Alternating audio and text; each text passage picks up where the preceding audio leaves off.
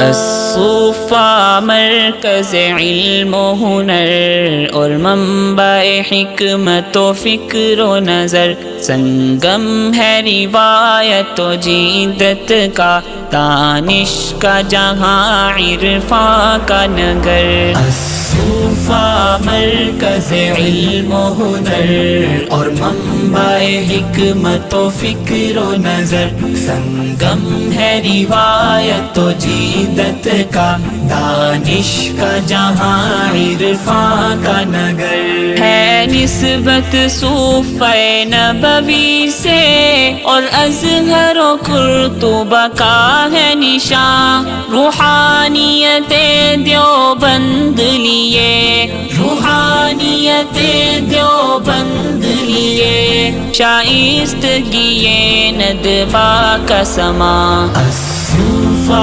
مرکز علم و ہنر اور منبع حکمت و فکر و نظر، سنگم ہے روایت و جیدت کا، دانش کا جہاں عرفاں کا نگر۔ یہ مرکز تربیت ہے جہاں کردار نکھارا جاتا ہے، باطن میں نہاں جذبوں کو یہاں، باطن میں نہاں جذبوں کو یہاں، ظاہر پہ اچھالا جاتا ہے۔ الصوفہ مرکز علم و ہنر اور منبع حکمت و فکر و نظر، سنگم ہے روایت و جیدت کا، دانش کا جہاں عرفاں کا نگر۔ ہے شفقت و الفت میں باہم